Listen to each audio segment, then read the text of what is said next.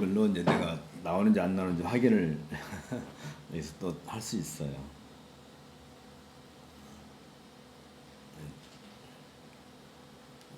이게 나오잖아. 이렇게. 나오는지 안 나오는지 확인을 여기서 또 할 수 있어요. 네. 잘 나온다는 뜻이네요.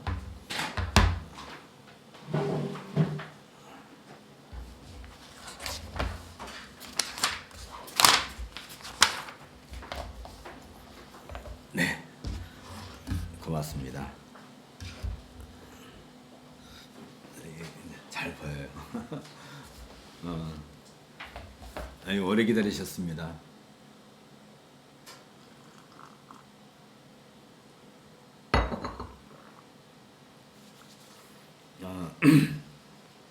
목회서신인데 오늘은 서론, 디모데전서 서론을 함께 공부하도록 하겠습니다. 우리 교재 29페이지.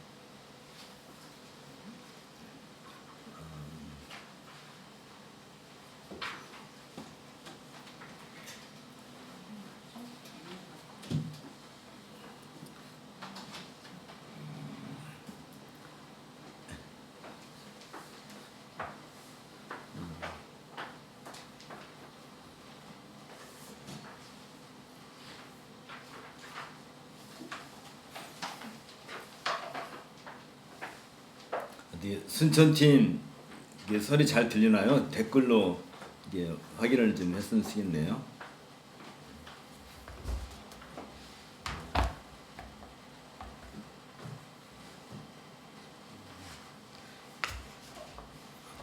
네, 시작하겠습니다.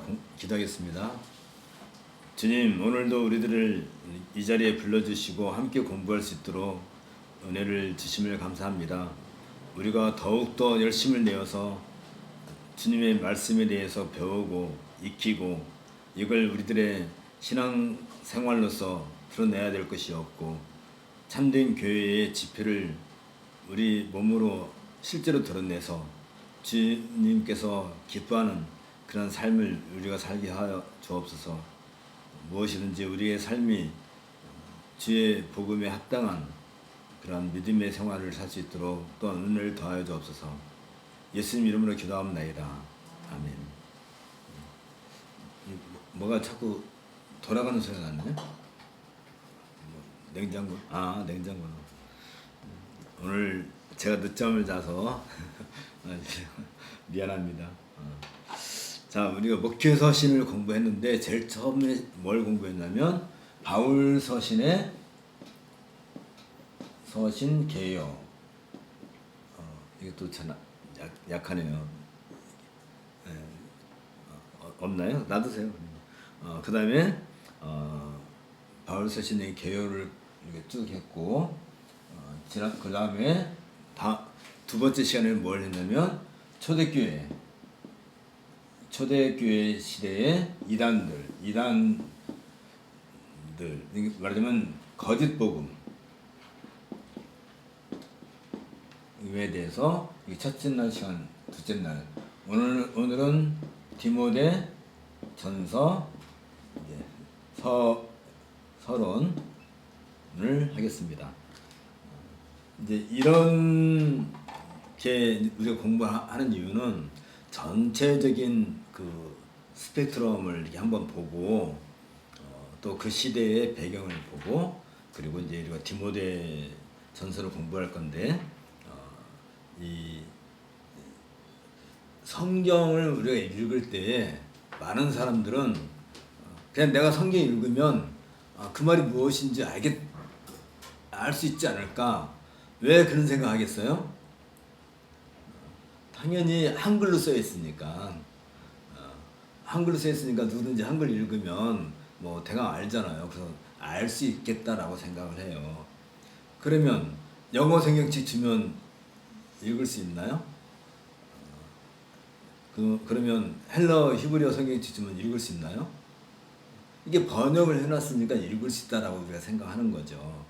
문제는 또 어디에 있냐면은 번역을 잘 했다 할지라도 성경은 다른 이게 문학서적과 달라서, 다른 뭐 문학서적이야 뭐 죄와 벌이라든지 뭐 전쟁과 평화라든지 또 뭐 이렇게 햄릿이라든지 그런 뭐 문화서적을 번역을 해서 읽으면 또 그래 대강 이해를 할 수 있어요. 그게 일반 문학을 우리가 이해할 수 있는 건 뭐냐면, 우리가 물론 문학에 대한 훈련을 많이 해야 되고 한글에 대한 이해 독해력도 많이 있어야 되긴 하겠지만 사람이 사람에게 말을 하기 때문에, 사람이 사람에게 글을 쓰기 때문에 웬만하면 또 이해해요. 그렇지만 아인슈타인이 이렇게 상대성 원리에 대해서 이렇게 해놓은 얘기는 우리가 읽으면 이해가 되나요? 이건 너무 전문적이기 때문에 또 전문적인 공부를 해야 이해를 대하는 것이 하는 거고, 원자 핵에 대한 그 핵폭탄의 원리에 대해서 아무리 이렇게 설명을 해줘도 우리는 이해를 잘 못하잖아요. 그런데 하나님의 계시라고 할 때, 하나님께서 성경을 기록해서 이 시대에 우리에게 주기까지 그 과정, 전체의 과정, 그 언제부터 시작된 거예요? 이미 태초에서부터 시작된 거잖아요. 태초에 성부, 성자, 성령 세 분 하나님께서 인류를 창조하시겠다 라고 결정을 하시고, 그리고 그들이 살아야 될 삶의 터전으로 이 지구와 우주를 만드시겠다 라고 하시고, 그리고 인간에게 어느 정도의 자유를 주실 것인가 라고 이제 삼위 하나님께서 서로 상의하실 때, 인간에게 99%의 자유를 주고 1%만 우리가 빼앗을 것인가, 아니면 1%만 자유를 주고 99%는 자유를 주지 말 것인가, 뭐 여러 가지 얘기가 오고 했을 때, 하나님이 만드신 인류에게, 인간에게 최상의 상태를 주시자고 하신 거죠. 그러면 그들에게 있어서는 전혀 흠이 없는, 지성적으로나 또 정서적으로나 의지적으로나 지정의 그 인격에 있어서 눈꽃만큼도 흠이 없을 만큼, 단지 이게 이제 우리가 늘 조심해서 생각해야 될 게 뭐냐면, 시간과 공간이라고 하는, 이제 이 시간과 공간이라고 하는 것은 우주 전체를 아우르고 있는 거거든요. 이 지구에만 이게 있는 게 아니라 우주 전체를 아우르고 있는 이 시간과 공간 안에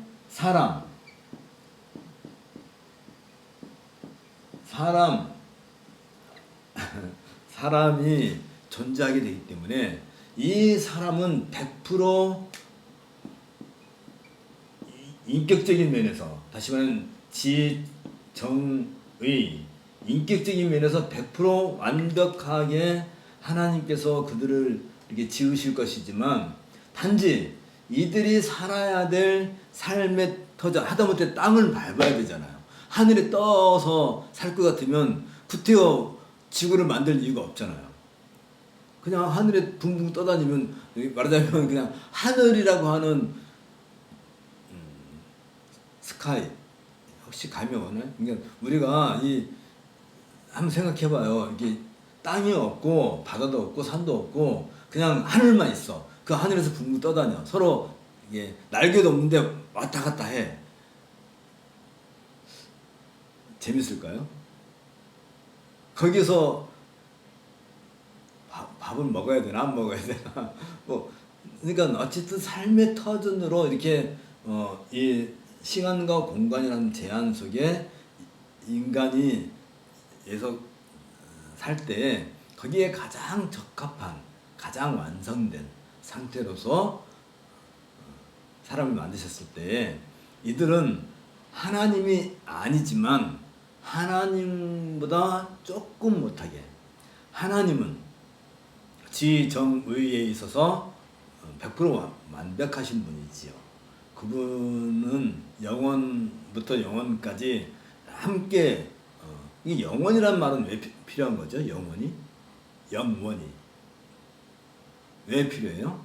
시간과 공간이라고 하는 이 제한된 이 영역을 만들다 보니까 이것을 초월한, 이쪽도 초월하고 이쪽도 초월한, 이 시간 이전과 시간 이후 전체를 초월하는, 이걸 시간과 공간을 초월하는 이 개념을 얘기하려니까 영원, 이터너티 이라는 개념이 필요한 건데, 하나님은 처음도 없고 끝도 없고 알파와 오메가이시다 보니까 영원한, 고맙습니다. 아이고 이렇게 영원이라고 하는 개념이 필요한 것이지, 하나님에게 있어서는 영원이라는 개념 자체가 없는 거죠. 그러니까 삼위일체를 설명할 때 성부로부터 성자께서 영원히 나신다 할 때, 영원이라는 말을 사용할 때, 영원히 나신다고 할 때는 그 개념 자체가 우리로서는 이해할 수 없지만, 그러나 그렇게밖에 설명할 수 없어서. 왜 그렇게밖에 설명할 수 없어요? 우리는 시간과 공간이라고 하는 이 제한된 영역 안에 있다 보니까 그 영혼이라고 하는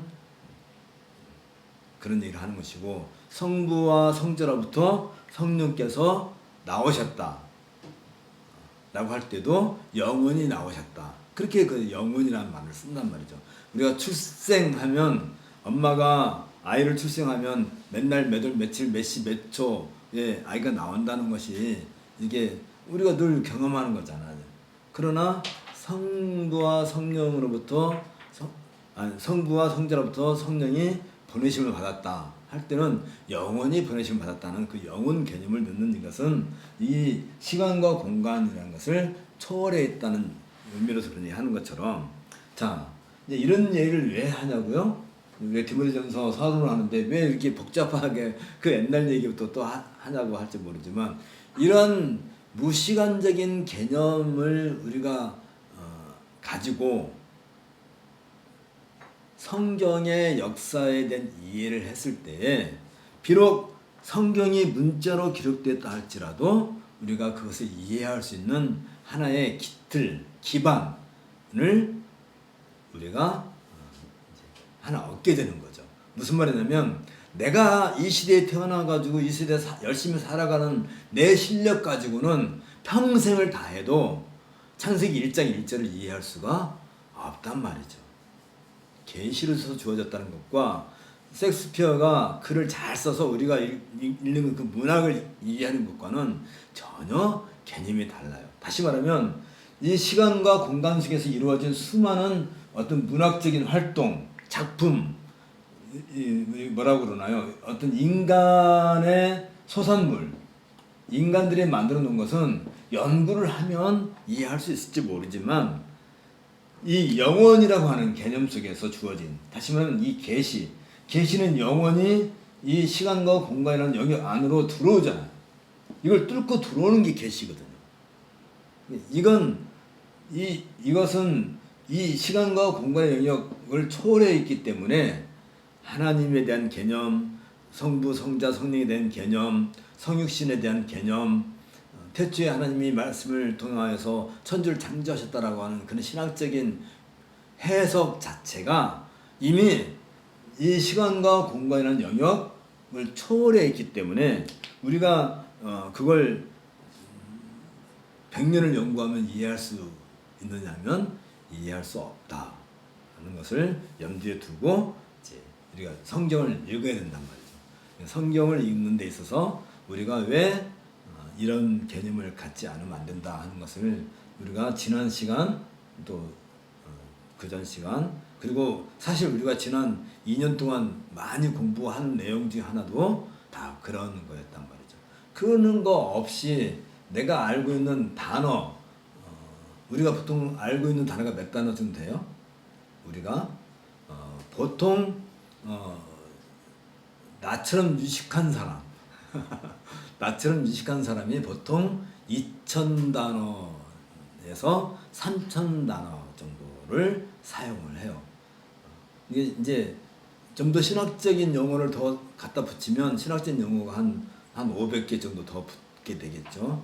문학, 수학, 과학, 뭐 인문학, 지리학 여러 가지 것을 더 하다 보면 아무리 출중하다 하더라도 4,000단어, 5,000단어 정도란 말이죠.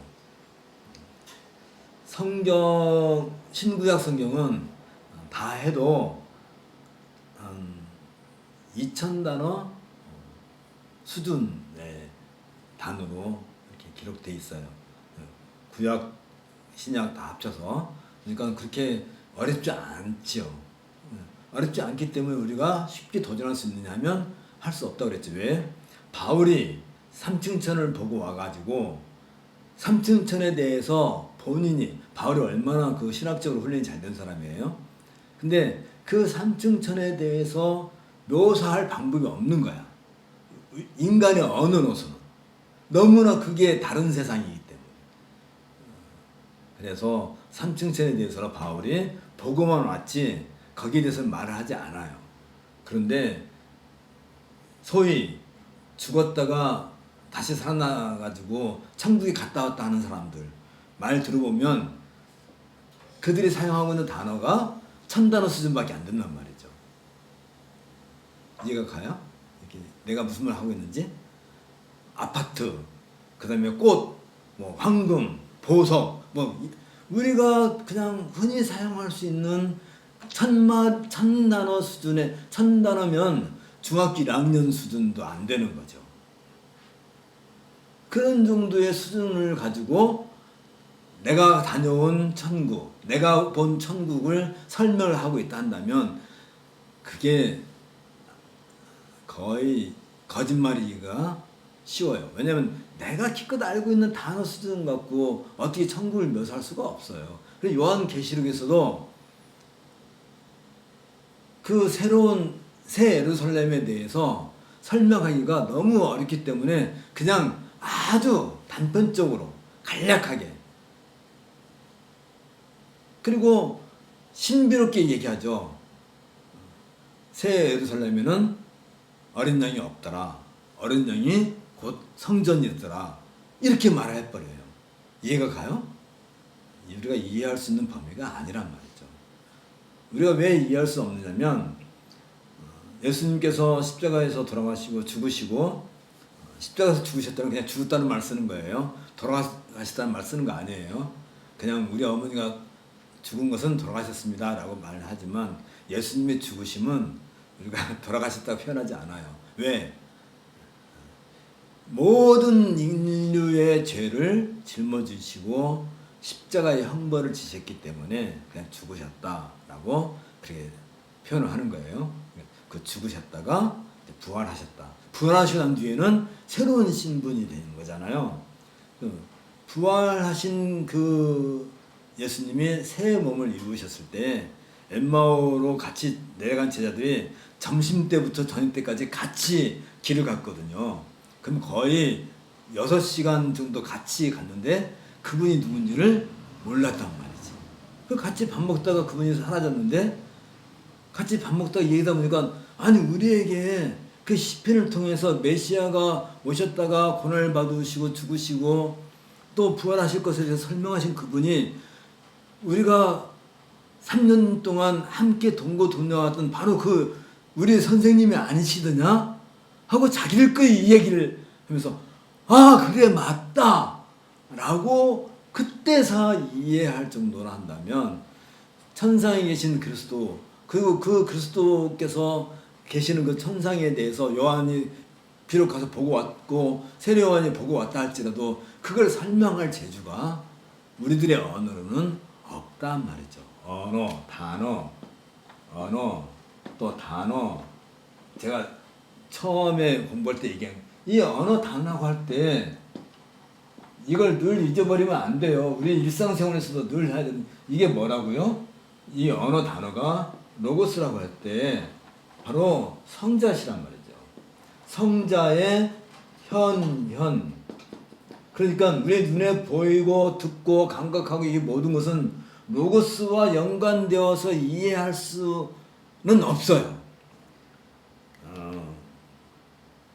저 뒤에 이제 이군 선생님이 꽃을 이쁘게 이렇게 매달아 놨잖아요. 빨간 장미꽃 이렇게 이제 태바에서 이렇게 보내온 그 뭐죠? 저걸 이렇게 제 장미예요? 아 장미 아니에요? 그럼 장미같이 생겼네. 그러면 우리가 책을 보면 우리들이 알고 있는 수준에서 이해를 하는 것이지 저걸 장미로 합시다. 그냥 장미 안에 어떻게 물이 흐르고 어떻게 광합성 작용을 하고 어떻게 해서 그게 색소가 저렇게 검붉은 색소가 나오고 그리고 저 안에서 어떤 그 생명의 흐름이 진행되고 있는지 우리가 알 수 있나요? 알아요? 우리가 밥을 먹어도 이게 소화를 시켜서 내가 에너지를 발산하는 것도 우리 잘 이해 못해. 그런 걸 이해 못하는 것 똑같아요. 마찬가지로 이 로고스께서 우리에게 성자께서 우리에게 주시는 그 계시적인 영역이 아니고서는 우리가 눈에 보이는 저 식물 하다못해 강아지조차도 우리는 절대로 이해할 수 없다 한다면 이 영혼이라는 초월의 개념 속에 있는 로고스의 개념이 인간 세상으로 들어왔을 때 처음부터 끝까지 로고스이신 성자이신 그분의 은혜, 그분의 보여주신 그분의 말씀해 주시면서 이해할 수 있게끔 하기 전에는 우리가 알 수 없단 말이죠. 결정적으로 가장 큰 결정적으로 우리는 아무도 하나님을 본 사람이 없어요. 그렇죠? 성부 하나님을 우리는 아무도 볼 수 없어요. 그런데 우리가 성부 하나님이 있다는 걸 어떻게 알아요? 아담이야 하나님을 직접 만나셔서 대화를 하셨으니까 어떻게 대화했는지 모르죠. 우리가 사용하고 있는 이 단어 그 하나님과 아담 사이에 누가 있는 거예요? 로고스가 있는 거죠. 그래서 마찬가지로 로고스를 통하지 않고서는 우리가 하나님을 알 수가 없다 그 말. 그 로고스의 결정체가 뭐예요? 바로 성경으로 기록해준 계시란 말이죠. 이런 것을 염두에 두고 우리가 목회서신을 이제 디모데전서 서론으로 들어갑시다. 좀 이야기 길어졌는데 29페이지 목회서신으로 알려진 목회서신이 뭐냐면 디모데전서와 후서 그리고 디도서는 바울의 생애 말기 서신들로 거의 64년경 그 말기 서신들로 교회의 교리적, 윤리적, 목회적 질서에 대한 사도의 지침을 담고 있다. 이 말은 사실 이 말을 이제 나머지 이제 몇 페이지까지예요? 이제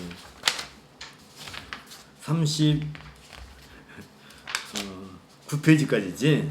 그러니까 29페이지부터 39페이지 이 10쪽에 해당되는 이 긴 이야기가 무엇에 대한 설명하는 거예요? 디모데 전후서와 디도서는 바울의 생애 말기 서신으로서 가장 중요한 것, 교회의 교리적이라면 신학적이겠죠. 교리적, 윤리적이라는 것은 삶의 실천, 그러니까 신학과, 그러니까 우리가 지난 시간에도 얘기했지만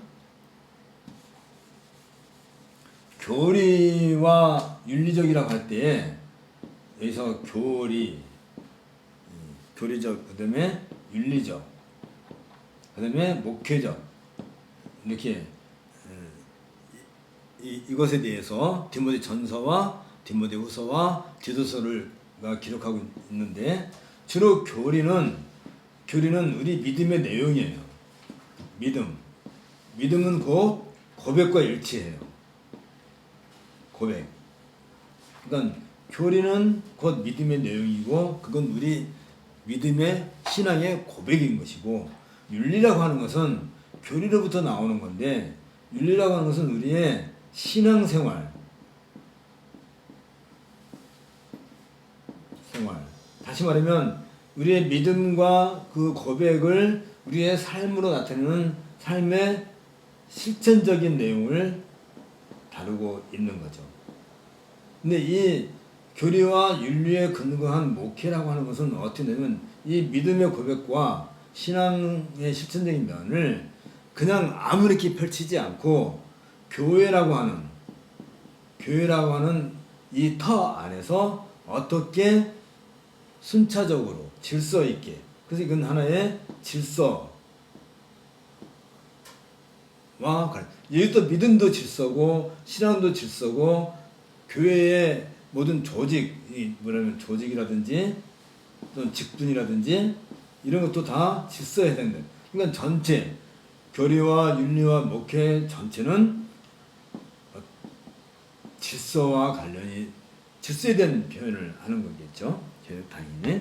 그래서 이것을 이 질서에 대한 지침, 가르침을 이렇게 보여주고 있다. 그래서 목회 서신이라고 한다. 그 말이에요. 그럼 우리가 목회 서신 가려면 이제 이해가 가야 돼요.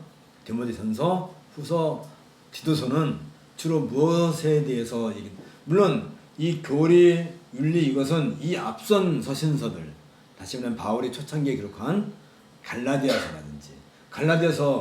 그다음에 데살로니가 전서서, 그다음에 고린도 전서서, 로마서, 그다음에 옥중서신, 에베소서, 빌립보서, 골로새서, 빌레몬서, 여기서도 이 교리와 윤리 이런 것을 많이 다루고 있지만 특별히 여기에 더 첨가된 것이 목회와 관련된 교회의 조직이나 질서 이런 것들이 더 첨가됐다는 점에 있어서, 그러니까 이 교리와 윤리는 이미 앞선 서신서들에서 충분히 설명이 됐지만 이걸 바탕으로 해서 주로 교회의 직분과 조직 이런 것들을 다룬다 해서 목회 서신이라고 한단 말이죠. 목회 서신 한다면 그럼 목사들만 읽어야 되는 책인가?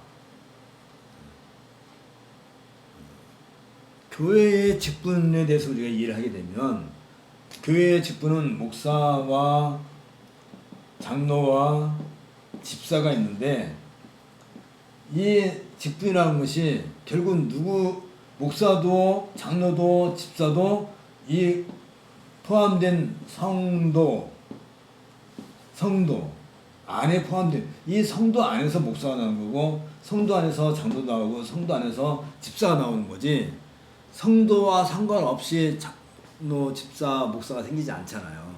그러면 이 목회서에는 이 목사나 장로나 집사만 알아야 될 것이 아니라 성도 전체가 알아야 되는 거고, 이것을 잘 알고 있는 성도 중에 한 사람이 목사도 되고 장로도 되고 집사도 되고 하는 거란 말이죠.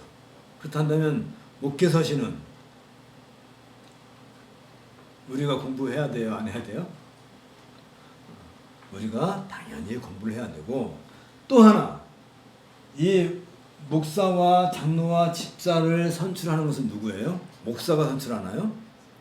장로님이 선출하나요? 결국은 교회의 성도들이 선출하잖아요.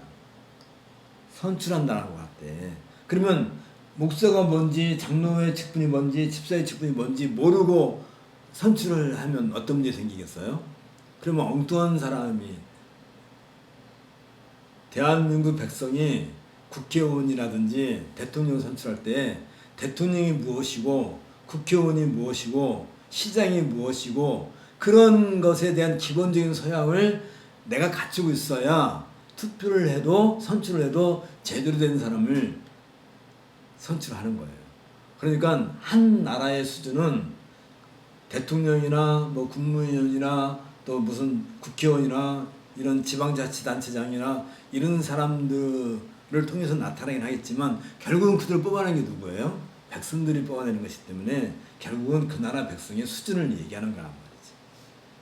마찬가지로 성도의 수준이, 이 성도, 교회를 구성하는 성도들의 수준이 높아질수록 좋은 목사, 좋은 장로, 좋은 집사가 선출이 되겠죠. 왜냐하면 그 가운데서 나온 거니까. 질이 나쁜 데서 나와봤자 우리들이 그런 부분에서 정말 그동안 우리 한국교회가 너무 소홀히 하지 않았나 그런 생각이 들어요. 그래서 특히 디모데전서가 더 그렇다.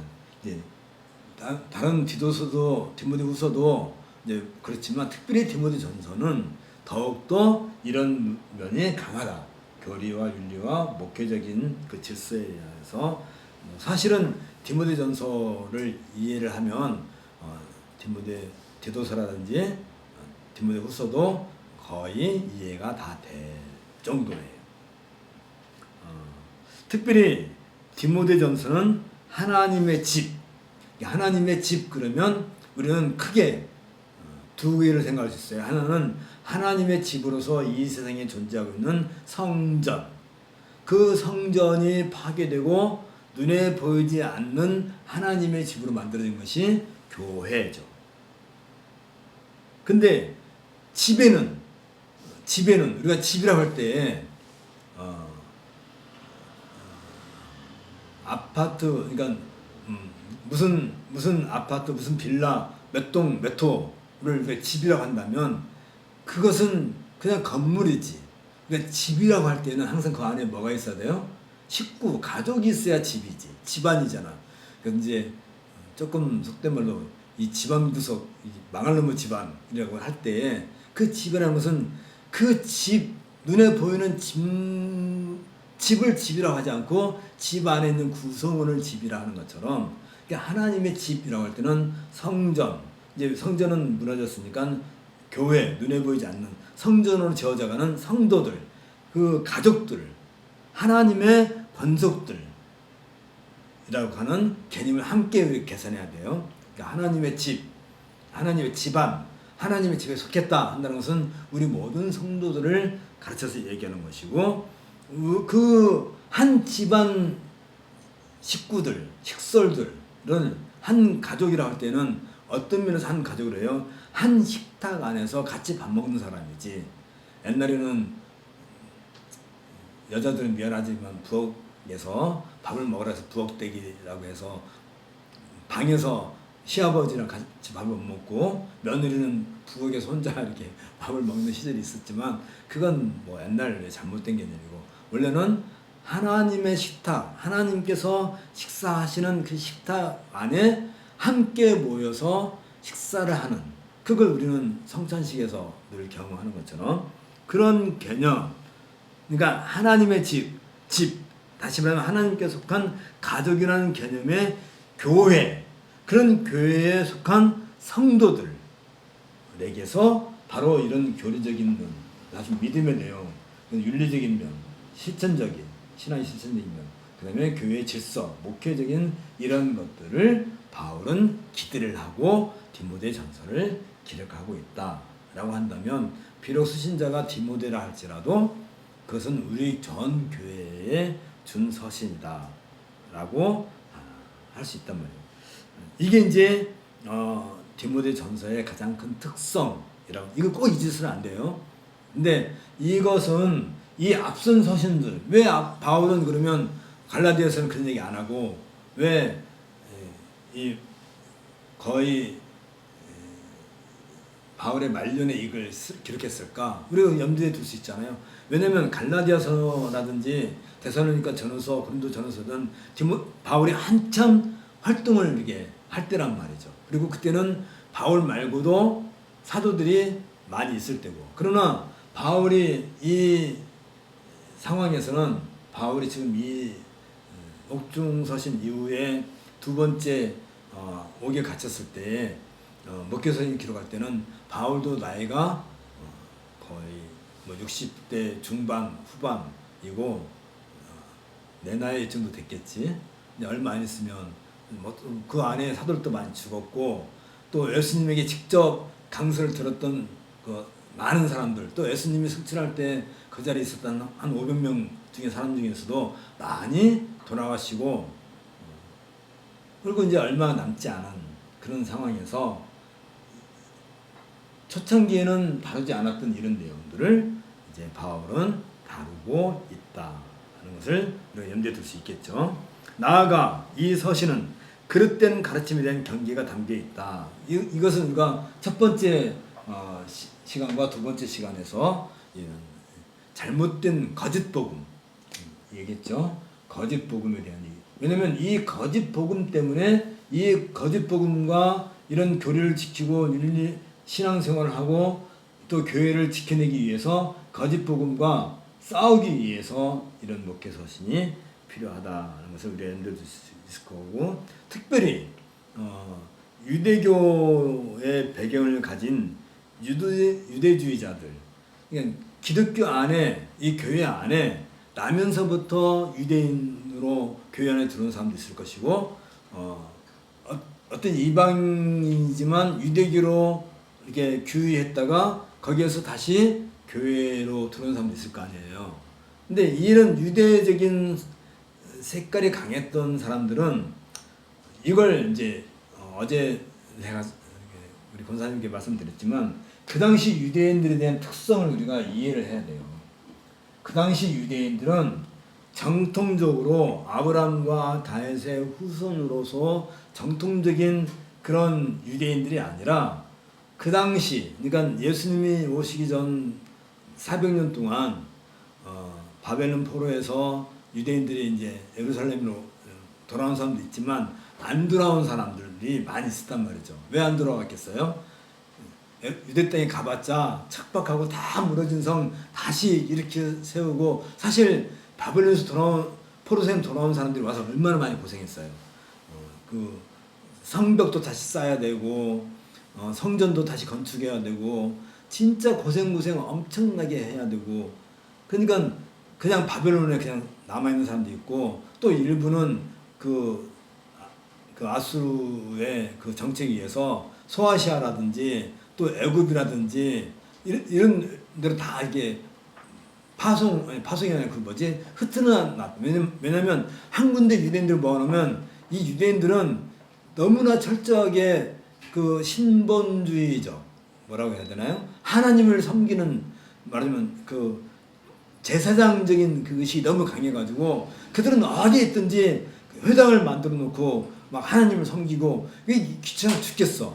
그러니까 그 정치하는 사람들이 이들을 다 흐트러 버린단 말이에요. 그래가지고 큰 세력을 놔두면 사회적 문제가 되니까 가급적이면 많이 흐트러 놓는단 말이죠. 그러니까 뭐 에베소라든지 이쪽 소아시아 지방에 또 유대인들을 많이 흐트러 놓고, 그다음에 마게도니아라든지 뭐 이탈리아라든지 곳곳에다가 유대인들을 다 흩어놓아 버렸단 말이죠. 그러면서 어쨌든 간에 그런 상황에서 그 유대인들은 특별히 이 성전 중심의 국가를 형성하고 있다 해서 그것을 인정을 해줘요. 그래서 유대인들에게는 그들은 성전세를 내기 때문에 어디든지 그들은 성전세를 내잖아요. 성전세를 내기 때문에 세제의 혜택을 줘요. 다시 말하면 요즘은 우리나라에서도 무슨 뭐 이렇게 교회에도 세금을 내내 안 내내, 뭐 종교세를 내내 안 내나 뭐 그런 얘기를 많이 하긴 하는데, 그 당시부터 이 유대인들에게는 여러 나라가, 국가가, 특히 이제 이 바벨론 이후에 아수르에서 유대인들에게는 성전 국가로서 지위를 주고 유대인들에게는 특별한 그런 혜택을 주다 보니까 이방인으로 사는 사람들이 내가 유대인이 되면 나도 혜택을 많이 받겠네 해가지고 이방인들 중에 유대인으로 귀화한 사람들이 되게 많아요. 그러다 보니까 정말 정통 유대인의 혈통을 가지고 있는 사람들은 점점 희박해지고, 이방인들이 피가 많이 유대인들 들어오고, 이 사람들은 주로 어떤 사람들이에요?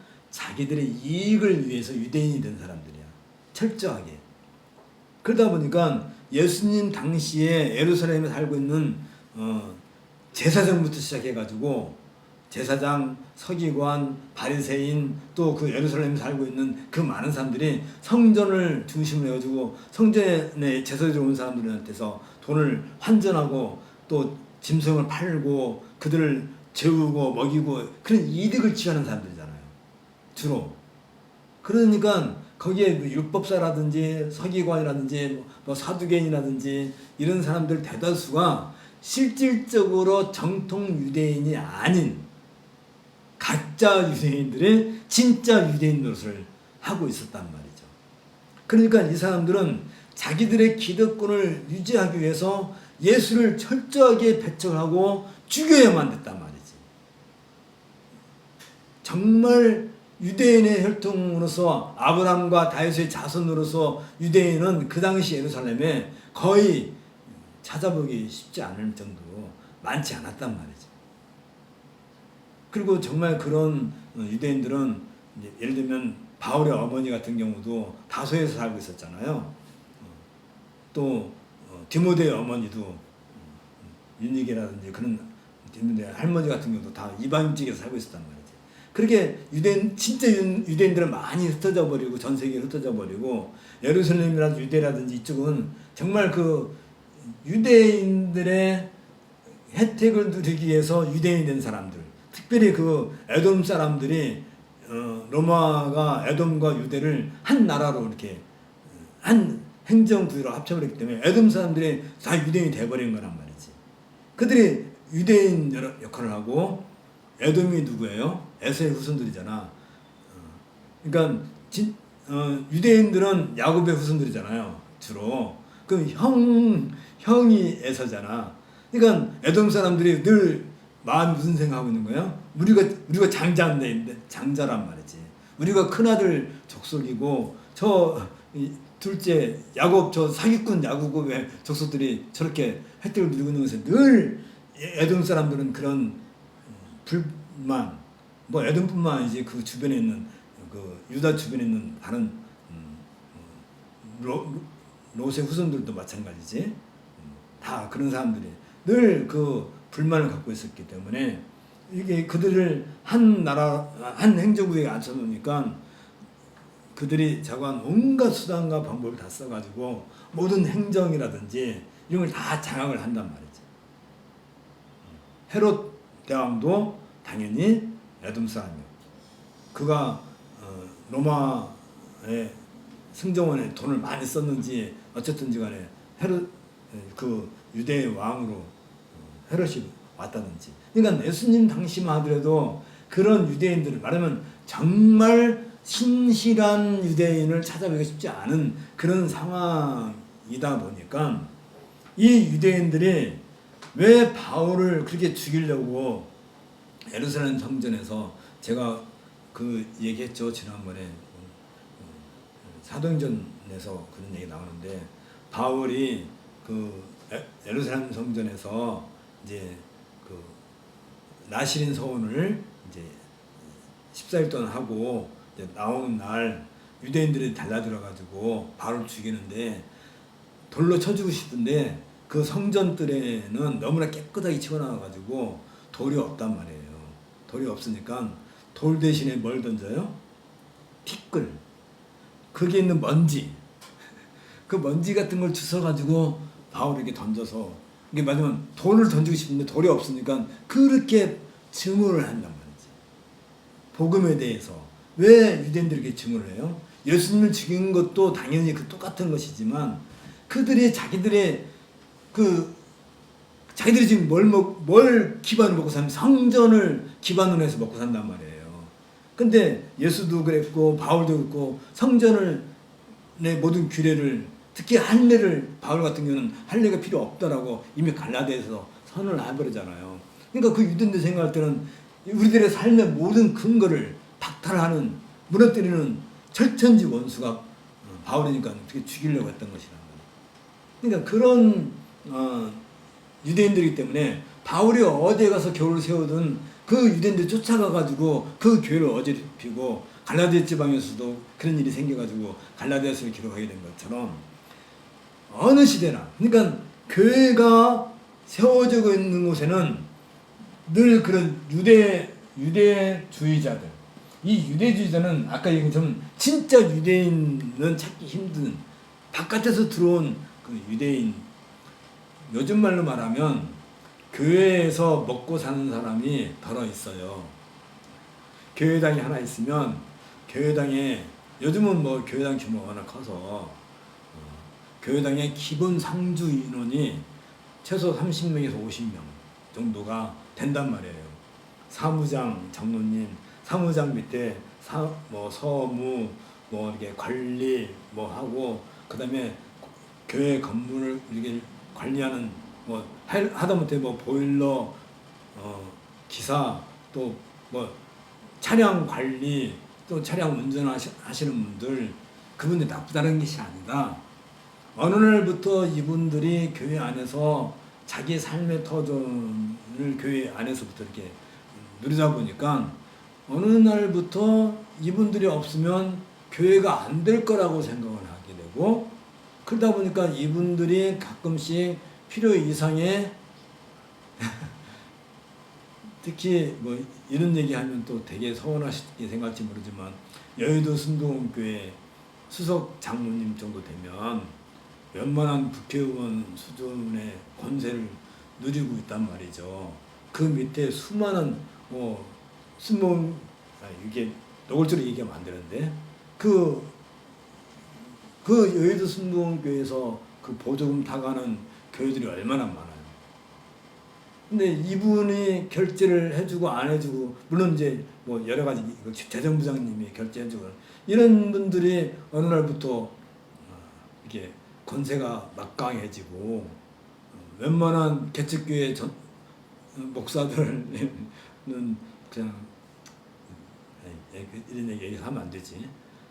근데 이게 그것만이 아니라 이제 교단이라고 이제 이름 바꾸면 교단 안에서 그런 사람들이 생긴단 말이죠. 뭐 주로 교단의 총무라든지, 무슨 이번에도 무슨 뭐 한국에서 제일 큰 교단이라고 하는 어떤 그 교단의 뭐 총회장 뭐 이렇게 당선이 돼가지고 총회장 취임 예배가 왜 필요한지 모르겠지만 그런 거 해서는 안 되죠, 당연히.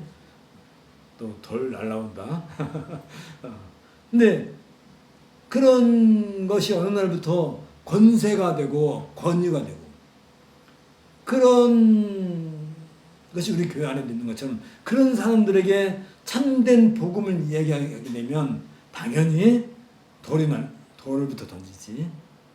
마찬가지란 말이죠. 그 당시에는 아직 교회가 그 정도까지는 되지 않았기 때문에 주로 이런 유대주의자들, 교회 안에서 유대주의를 몸에 익혔던 사람들이 할례라든지 절기라든지 이런 것들을 늘 복음이 그런 것들을 자꾸 밀어내기 시작하니까 교회에서부터 퇴출시켜 나가는 거잖아요. 이제 교회 안에서 할례 안 해도 된다. 이제 태어난 아이는 할례 안 해도 된다. 자꾸 이렇게 하다 보니까 기존의 것을 가지고 있는 사람들, 우리나라는 지금도 그런 게 많죠. 지금도 이제 뭐 태극기 부대라든지, 이런 얘기 또 하네. 나 자꾸 하지 말아야 되는데, 그런 얘기 하면 이 가르침이 수준이 낮아진단 말이지. 그런 얘기 하지 말아야 되는데. 그래서 이 높은 수준의 복음으로 인해서 낮은 수준의 이런 잘못된 것들이 교회에서 자꾸 빠져나가야 되는데, 빠져나가기가 너무 아쉬운 거야. 자기들의 삶의 터전이 거기에 있기 때문에 어떻게든 이걸 지키려고 하는 것이 있었다 말이죠. 그래서 에베소 교회는 그들이 주장하는 거짓 교리와 이로 인해 실지된 도덕적이고 윤리적인 분명으로부터 기독교의 본질을 이렇게 지켜내야 됐단 말이죠. 회복했다는 말은 좀 그러네. 지켜내야 된다. 그러니까 이 거짓 복음은 항상 어떤 결과를 가져오냐면, 거짓 복음은 여기에 믿음에 근거한 신앙생활로서의 윤리가 아니라 이 윤리, 교리와 거짓 복음 같은, 이거에서 나온 것은 늘 윤리적으로 반율법적, 너무나 율법적이거나 아니면 반율법적이거나 둘 중에 하나로 나타나게 되고, 그들의 그 도덕적인 품행이 항상 방자해진단 말이지. 품행이 방자하다는 말은 좋은 말인가요? 우리 옛날에 우등상장 받아보셨죠? 초등학교 때. 그때는 품행이 방자해서 이상장을 준다 해가지고 우등상장을 줬는데, 그 방자하고 이 방자하고 다른가 봐. 그래서 자꾸 방탕하는 생활로 거짓 복음을 가지고 있는 것은 너무나 율법적이기 때문에 문제가 되고, 또 그 율법을 반대하기 때문에 품행이 이제 방탕하게 되고, 이런 것으로부터 교회를 잘 지켜내야 했다 말이죠. 그게 이제 디모데 전서가 이런 성격을 가지고 있었다는 것을 알 수 있는 거고요.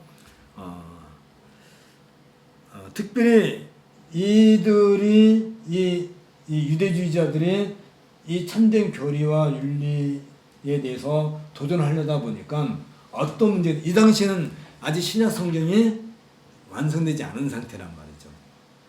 그러니까 주로 구약 성경을 가지고 자기들의 주장을 강조하다 보니까, 그리고 이걸 바울의 교리를, 사도들의 교리를 반박하려다 보니까 이 구약 성경을 자기들 입맛에 맞게끔 자꾸 오해를 하긴, 잘못된 해석을 해서 그걸 적용으로 해서 공격을 하려고 하는. 그래서 성경을, 이 당시 성경은 구약 성경이에요. 성경을 자기들 임의로, 그래서 귀에 걸면 귀걸이, 코에 걸면 코걸이 식으로 이렇게 성경을 해석해서 이 교리를 무너뜨리려고 하는 그런 자들이 있었단 말입니다. 그러다 보니까 그들은 자연스럽게 이단으로 향하게 되고, 특별히 이 상황에서 그 당시에 영향을 받았던 철학, 인본주의 또는 그 지역의 종교, 토속 종교, 이런 영향들도 이들은 같이 받고 있었다. 그런 점에서 이들은 이단적인 성향을 갖게 된다. 그 말이죠. 우리가 이미 공부했던 것처럼 빌립보서에서 그런 교회를 혼란에 빠뜨리는 자들이 있었죠. 그 중에 일부는 자기들만이 완전하다. 교회 안에서도 경건이라고 할 때, 경건이란 말은 되게 좋은 말이고, 경건 진짜 레슬링 선수들이 몸을 단련하는 것처럼 경건도 우리는 단련을 해야 되는데, 어느 날부터 이 경건이 어떤 경건이에요? 어떤 권위를 세우기 위한. 그래서 한 50년 전만 하더라도 교회에 가면 항상 두루마기를 깔끔하게 입고 계신 분 있었죠. 그런 분들이 많이 있었죠. 목사님들이라든지 장로님들. 내가 고등학교 때 우리 교회 강도사님은 늘 하얀 고무신만 신고 다녔어요. 하얀 고무신만. 왜 하얀 고무신만 신고 다니냐면 자기는 참 이렇게 뭐랄까 비싼 구두 안 신고 하얀 그 고무신, 검정 고무신 말고 하얀 고무신 있잖아요. 그것도 항상 그 깨끗이 닦아가지고. 근데 그게 참 어떨 때는 존경스럽다가도 어느 때는 굉장히 또 권위적으로 보일 때도 있단 말이죠. 그런 것들이. 경건이 그런 식으로 이렇게 오해되는. 그래서 자기들만이 완벽한 신앙생활을 한다 하면서 이 교인들을 유대주의로 끌어 들어오려고 하는 그런 사람들. 이들을 가리켜서 십자가의 원수다라고 바울이 얘기했단 말이죠. 그래서 그들을 모범으로 삼지 말고 누구를 모범으로 삼아라? 그리스도 예수를 모범으로 삼아라. 그래서 빌립보서 2장 5절부터 10절 거기에 12절 거기 내용에 보면 본래 하나님이시지만 인간으로 내려오셔서 철저하게 자신을 낮추신 그리스도를 본받아라. 그리스도를 본받아. 책 읽어보셨어요? 네, 그런 책도 읽어나.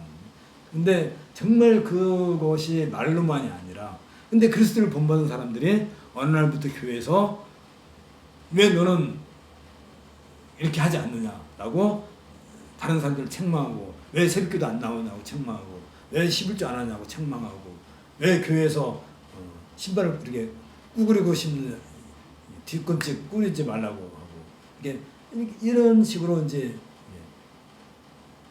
잘못된 현상을 가면 안 된다 했을 때 늘 그리스도를 본받는 그런 삶으로 나아가기를 바라고 있다. 이게 오늘 서론의 서론, 이게 본문을 들어가면 우리가 아까 처음에 얘기한 것처럼 디모데전서를 잘 읽으면 우리가 다 이해할 수 있는 것 같아도 사실은 전혀 이해를 못해요. 왜? 로고스이기 때문에. 로고스. 근데 이 로고스는 철저하게 성령께서 감화해 주시고 성령께서 우리 눈을 열어주시고 어둡던 내 눈을 밝히사 그 성령의 감화. 우리는 그냥 청명관이야. 눈을 뜨고 이게 읽으면 다 한글이니까 읽어져. 근데 청명관이가 눈을 뜨고 보니까 남들이 볼 때는 우리랑 똑같이 보는데 전혀 못 보는 거잖아요. 사실은 성경은 우리가 읽어도 이해를 못하게 된. 그럼 어떻게 해서 우리가 성경을 이해해요? 성경을 이해하는 방법은 딱 두 가지밖에 없어요. 말씀을 설교할 때 그 설교를 통해서, 그 다음에 성찬에 참여해서 떡과 포도주를 먹고 마실 때. 아니 떡과 포도주를 먹는데 왜 그게 계시를 이해하는 것과 무슨 상관이 있어요? 진짜 상관이 있는 거지. 진짜 상관이 있는 거야. 그러니까 우리가 성찬에 대해서도 정말로 공부를 많이 해야 돼요. 성찬이야말로 말씀 설교와 똑같은 거예요. 네, 우리는 설교 시간에 설교를 듣고 난 뒤에 항상 어떻게 해요? 야, 오늘 우리 목사님 설교 잘했다. 은혜 받았다. 목사님 설교에 은혜 받은 게 아니라 성령께서 로고스를 통해서 우리에게 감안을 해주실 때 은혜를 받아야 되는데, 우리는 이 성령께서 로고스이신 그 말씀을 들으면서 감화받는 게 아니라 목사가 은혜 받은 이야기에 감동을 받는 거지. 왜? 처지가 똑같으니까. 처지가 똑같이 거짓 근성을 갖고 있으니까. 처지가 그 목사의 처지나 그 성도의 처지나 똑같이 빌어먹을 처지에 있으니까 서로 주고받고 감동을 받았다라고 오해를 하고 착각을 하는 거야. 제가 막 열이 막 나는데 왜 그런 걸로 은혜를 받았다 생각하는 말이죠. 왜 미국에 갔다 온 얘기, 뭐 유럽 갔다 온 얘기, 뭐 아프리카 가서 뭐 한 얘기, 뭐 무슨 뭐 그런 것에 왜 은혜를 받냔 말이에요. 진짜 말씀에 대해서 은혜 안 받고 복음에 대해서는 귀를 꽉 닫아버리고 말도 안 되는 이야기에 사람들이 은혜를 받았다고 착각을 한다는 것은 거기에 성령께서 은혜를 주시지 않아요. 반면에 내가 성찬에서 떡 하나 떼어 먹고 포도주 한 잔을 마실 때 거기에서 정말 이 로고스를 우리가 먹고 마시는 거잖아요. 말씀을. 거기에서 은혜를 누리지 못하는 사람이 설교를 통해서 은혜를 받을 수 있을 것 같아요? 절대 받을 수가 없어요. 성찬에서 은혜를 누리지 못하는데 말씀 설교를 통해서 은혜를 받을 수 있겠다라고 착각하는 것은 그건 지옥 갈 사람들이나 그렇게 생각하는 거예요. 정말로 말씀의 은혜를 누리는 사람이란다면 떡 한 조각 먹는 것에서 동일한 은혜를 누려야 되는 것이고 포도주 한 잔 마시는 것에서 정말 뜨거운 감격, 은혜를 누릴 수밖에 없는, 내가 이 말씀을 듣고 배울 때 감동을 누린다면 성찬식에서 떡 하나 먹고 포도주 한 잔 마시는 그 자체가 내가 진짜 예수님의 살과 피에 연합해서 하나가 된다는 그 감동은 그 뭘로 표현을 해요? 그 뭘로 나타나요?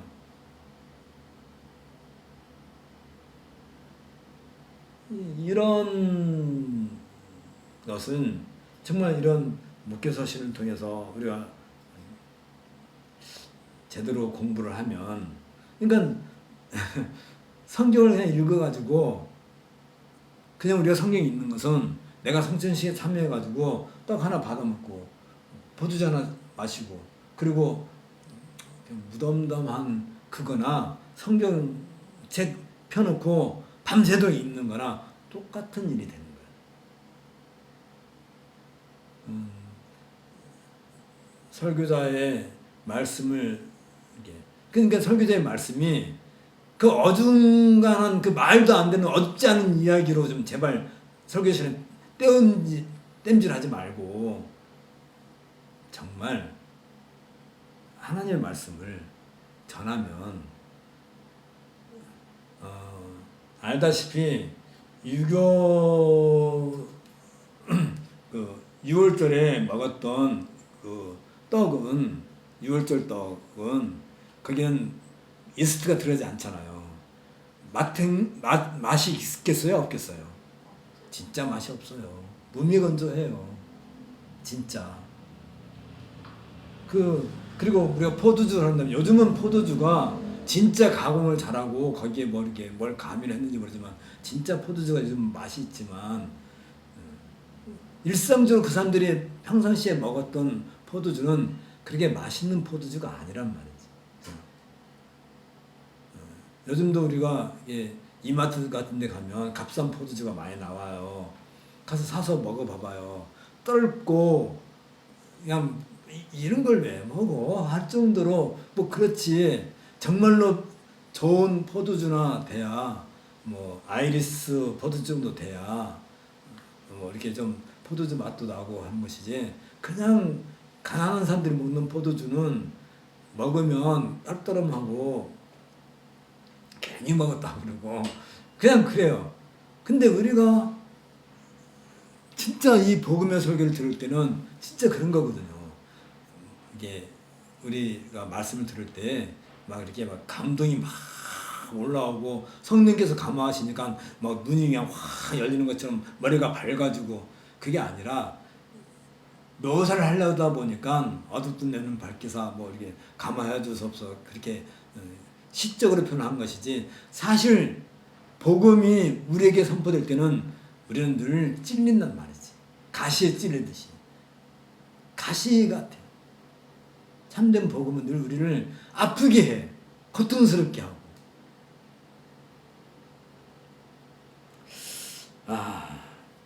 이거 한 페이지다 그러는데 이러면 이걸 어떻게 다 해? 근데 사실은 뭐 오늘 이 39페이지까지 있는 이 내용 전체는 지금 제가 뭐 중구난방으로 얘기했지만 그 안에 거의 다 담겨 있는 내용이고 단지 이제 오늘 이제 다루지 않았던 거 다시 말하면 이제 옥중서신 이후에 목회서신을 기록하기 사이까지 그 한 2, 3년 동안 바울의 행적이 여기에 이제 29페이지부터 쭉 나오는데 오늘은 그 얘기를 하지 않았어요. 이제 여기서 다루지 못했지만 다음 시간에 그 얘기를 잠깐 하고 디모데전서 1장으로 들어가십시다. 여러분들이 제발 부탁인데 이 책에 이 교재에 29페이지부터 39페이지 제가 어제 밤에도 이거 이제 한번 읽어봤는데 참 잘 썼어요.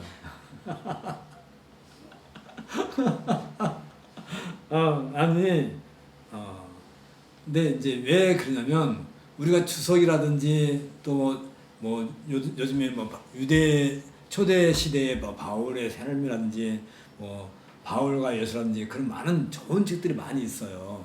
그런데 굉장히 자세하게 써놓고 장황하게 써놓다 보니까 디모데전서를 공부할 때 요 정도만 알면 되는데 요 정도를 알려고 그러면 제가 이 짧은 글을 쓰려고 할 때 적어도 3, 40권 정도의 주석책이라든지 그런 초대교회 상황이라든지 이런 책들을 보고 이 디모데전서를 읽을 때 가장 필요한 내용만 이렇게 엑기스로 뽑아놓은 거거든요. 이렇게 해놓은 책이 없어요. 왜 없느냐면 디모데 전후서 주석서들을 보려면 서론이 나와요, 당연히. 그런데 너무나 자기 자랑을 많이 해. 내가 이만큼 알고 있다는 것을 너무나 많이 자랑하다 보니까 몰라도 될 것이 너무 많아. 근데 이 책은 참 겸손한 책이에요. 그래서 꼭 알아야 될 것만 간략하게 다루고 들어갔거든요. 그러니까 한번 여러분들이 이렇게 기회 될 때 한번 이렇게 읽어보시면 다음 시간에 간략하게 이걸 언급하고 디모데전서 1장으로 드디어 본문으로 들어갑시다. 우리는 디모데전서 1장 1, 2절만 갖고도 10시간을 해도 끝이 안 날 거예요. 정말로. 그렇지만 또 우리가 또 지나가는 거고. 이렇게 합시다. 함께 기도합시다. 주님 은혜 가운데서 오늘도 우리와 함께 하시고 말씀이 우리의 눈을 열어주실 때에 또 우리가 성령 안에서 이런 은혜를 누릴 때에 우리의 삶이라고 하는 것이 단순히 이 땅에서 흔적만 남기고 가는 것이 아니라 유구한 교회의 역사와 함께하고 그 교회의 역사의 한 분자로서 우리가 존재하고 또 다음 세대의 교회를 위한 길을 열어주는 그런 선구자적인 삶이라는 것을 우리가 늘 고백하게 하여 주옵소서.